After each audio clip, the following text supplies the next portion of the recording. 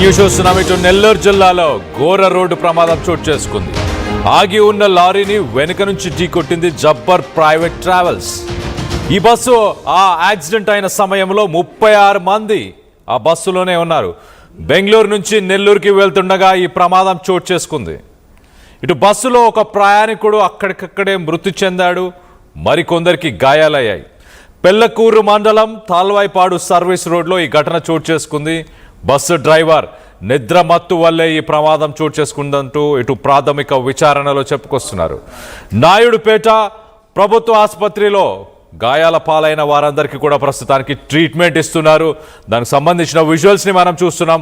ఒక ఆగి ఉన్న లారీని వెనక నుంచి మరి తెల్లవారుజామున ఇటు నిద్రమత్తులో మనం చూడొచ్చు. ఆ బస్సు పూర్తిగా లారీ వెనుక భాగం బస్సు లోపలికి పూర్తిగా వెళ్ళిపోయింది. ముందు భాగంలో ఉన్న డ్రైవర్ సీట్ సైడు ఆ విండ్షీల్డ్ అవన్నీ కూడా పగిలిపోయాయి. మరి బస్సులో ఒక ప్రయాణికుడు అయితే అక్కడికక్కడే మరణించినట్టు తెలుస్తుంది. ప్రైవేట్ ట్రావెల్స్ నిర్లక్ష్యం ఇంకా కొనసాగుతూనే ఉంది. నిద్రమత్తులో ప్రయాణికుల ప్రాణాలని హరించాడు ఆ బస్సు డ్రైవర్ అని చెప్పుకోవాలా.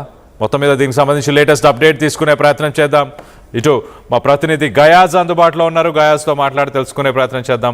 గయాజ్, చెప్పండి, ప్రస్తుతానికి మిగతా ప్రయాణికుల పరిస్థితి ఎలా ఉంది అండ్ ఈ యాక్సిడెంట్ అవ్వడానికి గల ముఖ్య కారణం ఏంటి?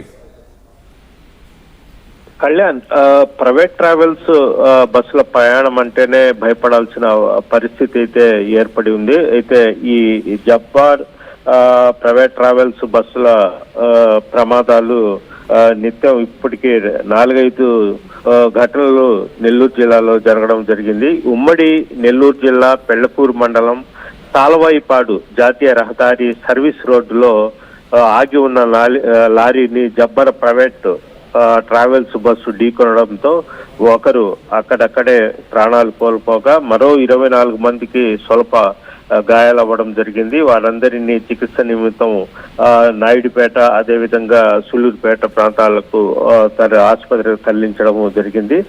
బెంగళూరు నుంచి నెల్లూరుకు వచ్చే ఈ ట్రావెల్స్ బస్సు ఉదయం 5:30 సమయంలో ఈ తాళవాయిపాడు క్రాస్ రోడ్డు వద్ద ఆగి ఉన్న లారీని వేగంగా వచ్చి ఢీకొనడంతో ఈ ప్రమాదం జరిగింది. అయితే మొత్తం బస్సులో 36 మంది ఉన్నారు.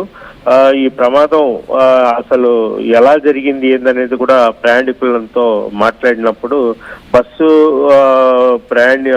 బెంగళూరులో బయలుదేరడం జరిగింది. అదేవిధంగా 3 ఆ ప్రాంతంలో తిరుపతికి రావడం జరిగింది. అక్కడి నుంచి అదే డ్రైవరు నడుపుతా వస్తున్నాడు. అయితే బస్సు మెలకలు తిరిగినట్టు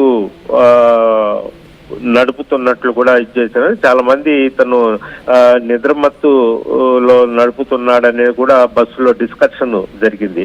అయితే 5:30 ఆ ప్రాంతంలో ఒక్కసారిగా పెద్ద శబ్దం రావడము, అదేవిధంగా బస్సులో ఉండే వాళ్ళంతా ఉలిక్కిపాటి గురై ఏందని లోపే పెద్ద ప్రమాదం జరిగింది. డ్రైవరు వెనక ఉండే ఒక వ్యక్తి అయితే అక్కడక్కడే ప్రాణాలు కోల్పోవడం జరిగింది. అదేవిధంగా డ్రైవరు వెనక వైపు ఒక 5-6 సీట్లలో ఉండే వాళ్ళందరికీ బలమైన గాయాలు అవ్వడం జరిగింది. వెంటనే వాళ్ళందరినీ చికిత్స నిమిత్తం చేయడం జరిగింది. అదేవిధంగా బస్సు డ్రైవర్ నిర్లక్ష్యం కారణమే అతనుకు ఈ ప్రమాదం జరిగినట్లు కూడా ఇచ్చేస్తున్నారు. ఒకే డ్రైవరు బెంగళూరు నుంచి నడుపుతున్నాడు. దీనివల్లే ఇతను నిద్రమత్తులో ఈ ప్రమాదం చేసినట్లు కూడా ప్రయాణికులు అయితే చెప్తున్నారు. ఇటు సంఘటన తెలిసిన వెంటనే అక్కడికి అధికారులు కూడా చేరిపోవడం జరిగింది. ట్రావెల్స్ బస్సు యాజమాన్య నిర్లక్ష్యమే ఇందుకు కారణము. అదేవిధంగా